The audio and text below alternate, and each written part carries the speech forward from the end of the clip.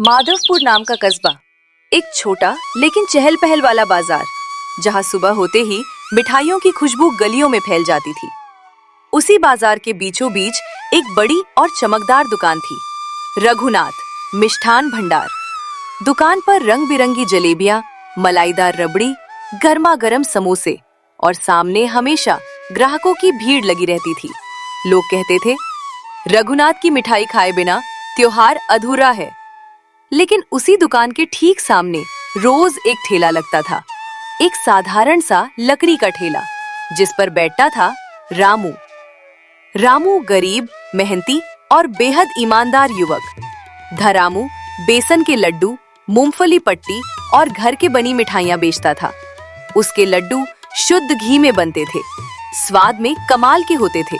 लेकिन भीड़ हमेशा रघुनाथ की दुकान पर जाती थी।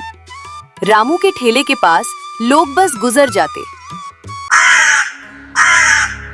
मोहन, ओह मोहन! रघुनाथ ऊंची आवाज में चिल्लाया। हाथ तेज चला, आज शनिवार है, भीड़ ज्यादा होगी। मोहन दुबला पतला लेकिन सीधा सादा नौकर था।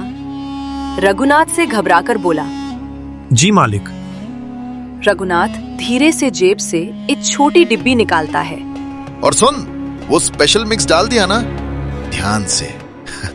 जी, डाल दिया है मालिक। मोहन ने नजरें झुका ली। यही तो है मेरी कमाई का असली राज। रघुनाथ मुस्कुराया। मोहन के चेहरे पर चिंता थी।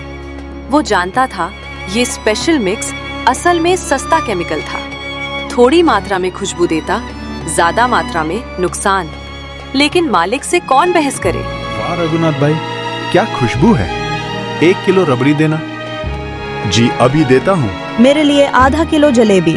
ये लीजिए आपकी गर्मा गर्म जलेबी। दुकान पर रौनक थी। उधर रामू चुपचाप देख रहा था। उसकी आंखों में दर्द था। हे भगवान, मेरी मेहनत कब रंग लाएगी। शाम ढलने को आई भी तक कुछ नहीं बिका। शाम ढल गई। रामू खाली हाथ घर पहुंचा। पत्नी सीता ने दरवाजा खोला। आज भी कुछ नहीं बिका है ना? रामू ने धीमे स्वर में कहा। हाँ, एक भी ग्राहक नहीं आए। सीता ने मुस्कुराने की कोशिश की। हिम्मत मत हारो, भगवान सब ठीक कर देंगे। फिर वह अंदर गई, अलमारी खोली, एक छोटी डिब्बी लाई। ये केसर है, माँ की निशानी। मिठाई में डालो तो खुशबू दूर तक जाती है। रामू की आंखों में चमक लौट आई। अगले ही दिन रामू अपनी दुकान लगाता है। केसर मिले लड्डू, ठेले से उठती दिव्य खुशबू पूरे बाजार में फैल जाती है। लोग रुकने लगे। अरे रामू, आज तो कमाल खुशबू है। लड्डू देना भाई। भाई अभी देता हूँ। पहली बार ठेला खाली हो गया। रामू और सीता की आंखों में खुशी के आंसू थे। रघुनाथ दूर से सब देख रहा था। उसका चेहरा तमतमा उठा। मेरे सामने धंधा चमकाने चला है। देखता हूँ कितने दिन टिकता है। गहरी रात थी। चारों तरफ सन्नाटा पसरा हुआ था। आसमान शांत था। हल्की हल्की ठंडी हवा चल रही थी। रघुनाथ काला गमछा बांधकर धीरे धीरे रामू के ठेले के पास पहुंचा। टोकरी में रखे लड्डू, वह मुस्कुराया। अब आएगा मजा। रघुनाथ ने चुपके से लड्डू में लाल मिर्च डाल दिया और वह अंधेरे में गायब हो गया। आग लग गई मुंह में। रामू, ये क्या बनाया? इतनी मिर्च? लोग बहुत नाराज हो गए।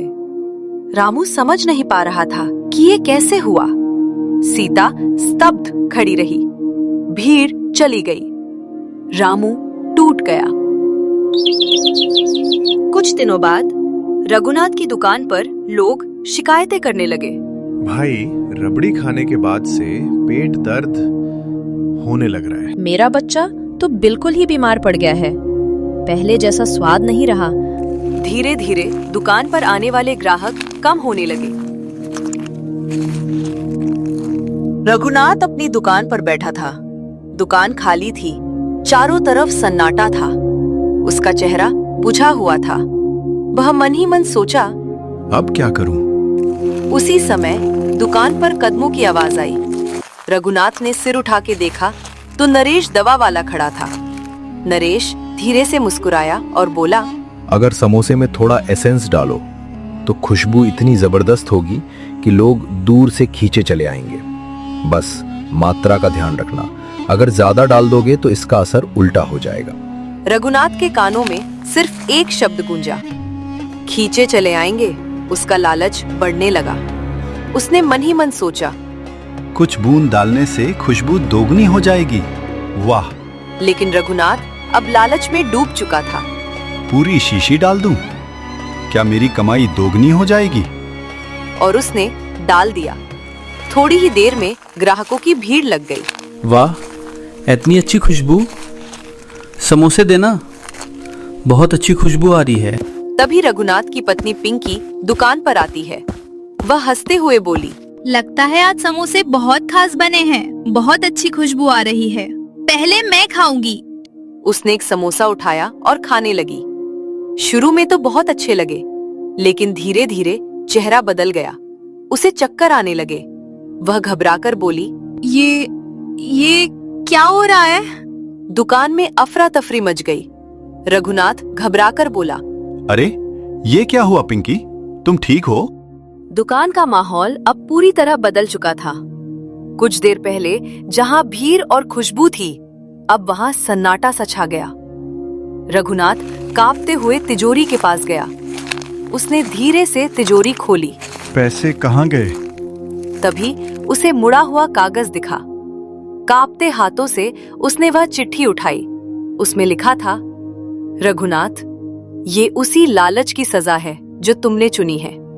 ईमानदारी छोड़कर तुमने गलत रास्ता अपनाया। अब उसका अंजाम भी देख लो, मोहन। तभी रघुनाथ स्तब्ध खड़ा रह गया।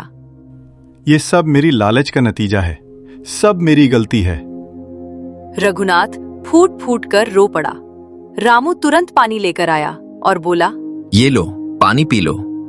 रामू ने तुरंत डॉक्टर को फोन करके बुला लिया। पिंकी भी संभलने की कोशिश कर रही थी। रघुनाथ रोते हुए बोला, लड्डुओं में मिर्च मैंने ही मिलाई थी, मुझे माफ कर दो। रामू, मुझसे बहुत बड़ी गलती हो गई। समझ आ जाए तो देर नहीं होती। रामू की पत्नी ने हैरानी से पूछा, क्या ये सब तुम्हारा किया धरा था? रघुनाथ ने सबके सामने माफी मांगी। अगले ही दिन से उसने मिलावट पूरी तरह छोड़ दी। वह अब शुद्ध मिठाई बनाने लगा और एक ईमानदार व्यापारी बन गया। रामू की इज्जत कस्बे में बढ़ने लगी और उसकी दुकान भी अच्छी चलने लगी। एक दिन एक ग्राहक बोला, अरे ओ रामू भाई, जरा 1 किलो लड्डू तोल दो तो। तुम्हारे लड्डू की तो बात ही अलग है, खाने में स्वादिष्ट हैं और शरीर के लिए भी अच्छे हैं। इसी तरह दोनों की दुकानें चल पड़ती हैं। कस्बे में मिसाल बनती है। स्वाद वही अच्छा जो सच्चा हो।